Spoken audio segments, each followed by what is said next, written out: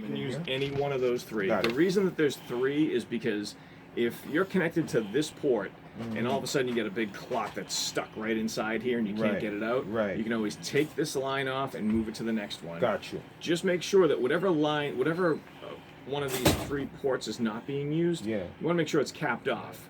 Right. Otherwise, if that's open, then I'm going to be losing vacuum through there. Because I Gotcha. need to apply vacuum to Right. this, which is the vacuum that goes to the So field. it should be. So it should be capped open- off. It should be capped off when you're using it. Anyone. Yeah, any ones that aren't used, they should either have these blue caps or inside there are dead enders, clear dead enders. Gotcha. So that if you pop that off, you'll throw this out. Right. Yeah, exactly. So these right here. Got you. So if I was using this line and I had to pull the line off and go to the next side, I take one of those pliable Plug ones, it, pop it okay. right on there, just to Gotcha. keep the system closed. So 150 micron just refers to that black foam in the middle. Right. So that's just designed. You'll see that as everything comes in through the top, everything I collect from the field comes in through the top, goes down through the center. So that filter is designed to catch like any big blood clots or any like larger bone chips that come in. So they'll all get caught inside that filter. And then these two ports we don't use for anything.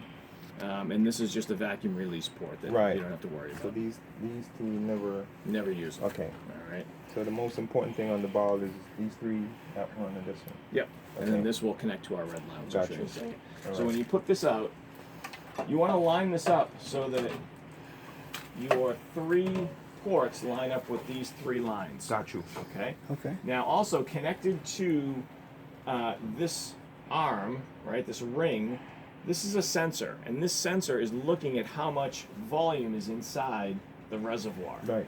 So when I said that it's going to start the fill mode automatically, it's because this sensor knows, okay, I've got 300, I've got 400, I've got 500 mLs in here. So these are all designed to start that fill mode automatically once I collect about 800 mLs. Right. Right, so that's the sensor that does that. Right. So let me ask you a question. Sure. What if you say you do it wrong? Would the machine detect that you're doing it wrong? Do you have something on the screen? Yeah. There's a lot Okay. of different method, a Right. lot of different messages that can come up, Right, and I'll show you a right. few of those. Right. All right, so that's your reservoir. That's one component, Right. and then you have the processing set. All right, so Cell Saver Elite processing set, and this is the 225 ml bowl. Right. So the other option that you have is a 125 ml bowl. Oh, that's a So smaller. a smaller one, which Right. means you need less volume here in order to go through a complete fill, wash, empty cycle. Got you. Remember how many red cells it looked like you needed to fill the Fill the big bag, bowl? yep. You only need half of those red cells in order to fill a small bowl. Right. So I'm going to get you guys to use the 125 at some point Right. because We so used to right 225. now you use the 225 for everything. Yeah. Like those robotic cases, there's an opportunity there to use a smaller bowl Yep. where you don't have to fill it up all the way, Mm. and then you can give, like, you'd be able to do a full A fill, full- wash, empty, Right. Okay. and then give it back to the patient. Because I figured Right. that they won't get the same Yeah. amount of red blood cells Yeah. once everything is washed. Yeah, Because the small bowl would just. I'm give telling you, you get back like Like 2 something. Something, It's right. Yeah. like really. I'm like, So why the is it bowl so? is like waste a bowl. But Yeah, so I mean, small. the difference here is that you're giving back a more saline, right? Because if you remember what Yep. your bag looked like, Yes. your Yep. infusion bag, Right. So nice dark red color tells me that I have a lot of red cells in there. Gotcha. The lighter it is, like Hawaiian Punch. If it looks like Hawaiian Punch, Right. that means that there's not as many red It's not cells and there's much. more It's saline. more, yeah, right, yeah. More saline than there is red cells. Gotcha. Which is still all good red cells, Yep. but with the 125 ml bowl, you're able to manage that a little more efficiently. Gotcha. You can process bowls Color be faster, different, yeah. sooner, because you don't need as much blood to start the process. Right. So I'll get you guys. I'll work on that. I'll Right, get you guys right. to start using it. All right. So that's what this processing set is. So that's what I have right here. Right. This is all this tubing, the bowl, and the waste bag. Right. All right. So that's item number 2. Item number 3 is going to be our A&A line, which I'll show you in a second. And again, aspiration, anticoagulant and aspiration line. This is the line that will connect from here, and then it goes out to the field. Got you. And then, even though it looks like there's nothing else in here, see how if you go right underneath here, Oh, okay. bam, there's a suction line. Do you guys use these at all? Yes. You do? Yeah. Yes. All right, good. So don't forget, it's going to be hiding underneath there. Yes. Right. All right.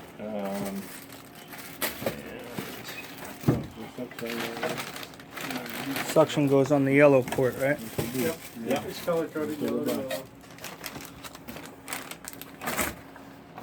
let me just put this back together so we don't have to waste the kit, because everything that's in here is already on the machine. So I just wanted to Right. show you how it comes packaged. You want to sit? Oh, you look crazy. Like you got the Jones or something.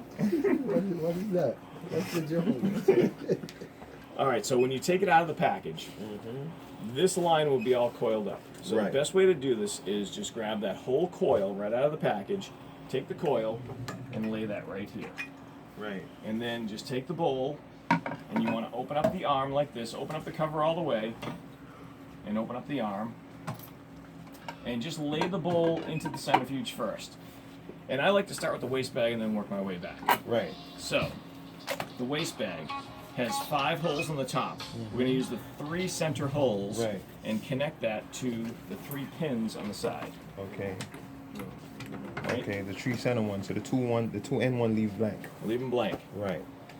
So those pins are connected to another sensor that is looking at how much volume is inside the waste bag. All right, so it's a 10-liter waste bag. If it starts to get full, it'll give you a message up here that says waste bag almost full. Gotcha. So normally that's going to be, it's a 10-liter bag. When you get up to about 7.5 or 8 liters, that's when you get the message that it's almost full. If you get up to about 8.5, 9 liters, then it will actually shut the pump and the centrifuge down, Right. and will not continue until you either replace the bag or drain most of the bag out. Got you. All right. If you do have to drain this bag out, empty it out in the middle of a case. You want to make sure you leave. See where that arrow is pointing? Mm-hmm. You want to leave at least a liter of fluid in the bag. You Just don't want right. to ever drain the bag out completely, Right. because there's air in the bowl right now. Mm-hmm. And when I go into the fill mode, I'm taking that air and I'm displacing it into the bag. Got you. Then when I go into empty, I need to take that air and put it back into the bowl. So that air is sitting above the level of fluid. So as long as I leave a liter in there, all the air stays in the bag and I can move the air back and forth. If I makes sense. empty all that volume out and I also empty out the air that's in the system, now what I've done is I've created a vacuum in the system because there's no air to help move volume from point A to point B.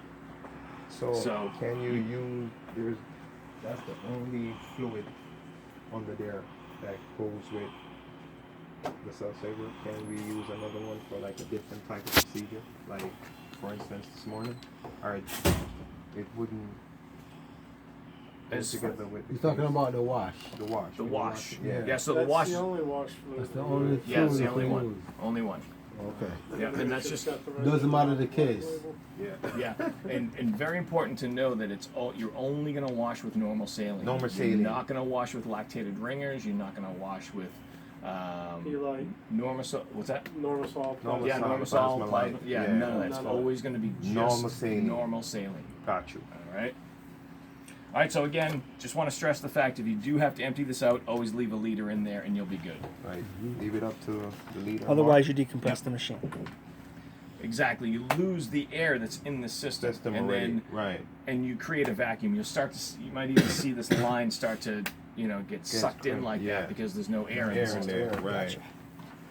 All right. So next, what I'll do is I'll just take this tubing, kind of line it up to where it's going to sit, which is 3 o'clock and 9 o'clock. Mm-hmm. And now I'm going to load the bowl. So this is by far the most important part of this whole process. Right. So I'm going to take this bowl, and first thing I'm going to do is I'm just going to take it and I'm going to snap it down into place. Right. All right? And as soon as I snap it down into place, the next thing I want to do is take this arm and lock the arm into the top of the bowl. So I'm going to use this pin on the top to pull that arm forward, and you'll see how there's a square on the arm and a square on the top, right? So all I'm doing is I'm just pulling this forward so that the two squares line up. All right? Now, sometimes when you get it out of the package, it might be sitting like this. and it might be hitting the top of this header. So all you need to do, you'll see how much play you have on the top of this. This is designed to move around. So I'm just going to move that around until the arm fits into the top of the bowl. Yep. All right.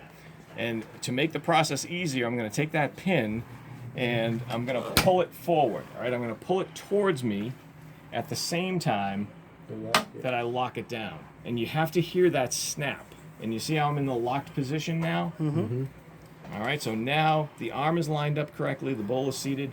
After I do that, I'm going to do the most important part, which is going to be take the bowl, give it a good spin, and what you don't want to hear is any plastic on plastic noise. Right. If you hear plastic on plastic noise, then you know that it's not seated correctly. And if that's the case, take it out, pop the bowl out, and just do it again. All right. The other thing, if you take a look as I spin this bowl, if you want to record this part, as I spin the bowl, see how there's no wobble in the bowl? That's exactly what you want to see. That means that the bowl is seated flat.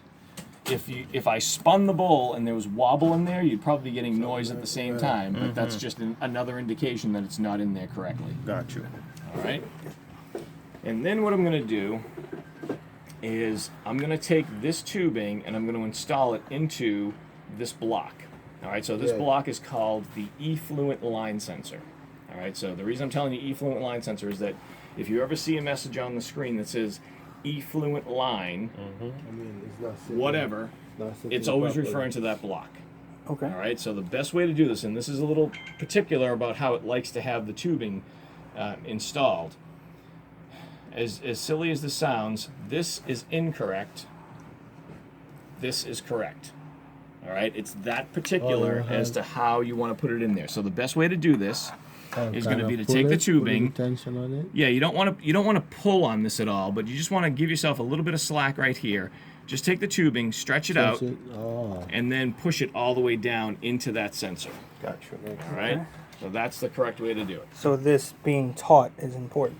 Yeah, just you don't want to be pulling on it. You want to just give that a little bit of slack so that you're not pulling on the top of the bowl. I got you. And then stretch it out and then snap it down. You'll hear it snapping too. You don't need anything to cause any kind of uncomfort, kink, no like nothing. any kind of Yeah, you don't want to put any stress on the header of that bowl. Right.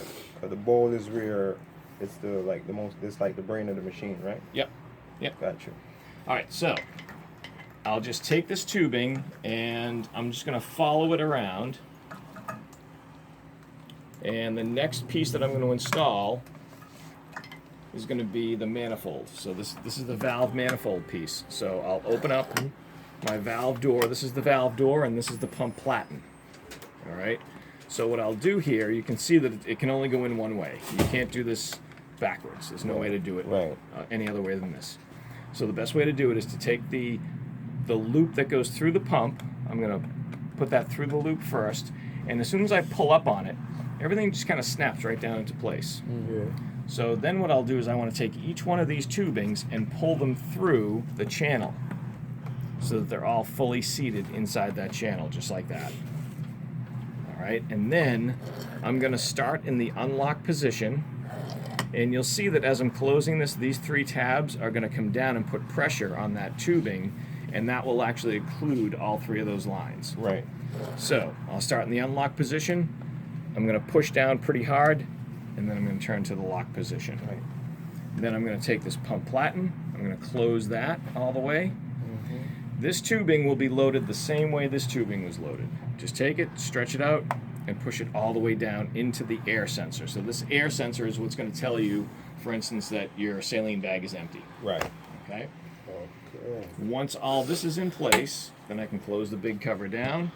Just make sure that that tubing is not caught under the cover. And then I can follow my other lines around. So I have a red line, and can you grab me that red cap, please? So normally this is when you take this out of the package, it's going to look like this. All right, so I'm going to go red line to red cap.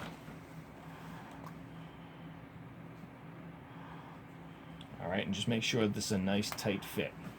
And now, sorry about that. And then if this was closed initially, you can go ahead and open this. And the reason I can open this is because that valve door is occluding all three of these lines. Yeah. So as soon as this door is closed, I can go ahead and spike whatever I need to spike. Right. So I'll then look at my yellow line. Yellow line is where I'm going to connect my normal saline bag. All right, and I can hang them either here or up here. If you have the big 3-liter bags, I like hanging those up here because you just get a better flow from the bag up here than you do on the Right. side. But you can do either one. And obviously, what you want to do is, before you spike it, just clamp off both of these, spike the bag, and then open up whichever spike you're using. Otherwise, Right. if they're open, you spike it, it's going to make a nice U-turn, and it'll just be spitting out some saline. Quick question. Sure. Do you have to? This is for the saline. Yep. So do you have to do it right away, or you couldn't wait until if Yes, you know if so- you're gonna run it back? Yeah, so the very first thing, like once you start processing, the very first thing that's going to happen is it's going to prime that saline line. So just make sure that before you start the actual process, which I'll show you in a second, you want to make sure that that line is primed. Because let's say I had, you need 800 in here to start automatically. So if I had 800 in there and I turn the machine on and I start, it's going to start processing right away. So the very first thing it's going to look for is that you have your saline bags connected, and it's going to prime that first. If you don't have it primed, it's going to tell you, it'll give you a message on the display that says unable to prime, and it will give you very specific instructions on what you need to do. And really all you need to do is just spike the bag and open up the clamp. Right. Yeah, so, that's what I was wondering because. Okay, so spike the bag before you start the case, or Before you start processing. okay, okay, All right, and then I'll take my blue line, and now when the blue line, when the bag comes out, all 4 of these clamps are going to be opened. Right, 2 big ones and 2 small ones are going to be opened. Right. So I want to make sure that the 2 big ones stay opened, and that I close off the two small ones. And if just think of it this way: if I started processing, and all my good blood went back up in here, and I forgot to close those, then Well, you'll end up with dripped some out. nice. They'll let They'll be you know clean pretty red quick. cells, but they'll be Well, red dripped cells that out. are going to be all over your nice new Yep. sneakers. So make sure you clamp those off. And you almost have to do that once to remember, right? right, right. Because you do it once and you'll never forget it. And so this bag you can put on any one of these hooks. It doesn't matter.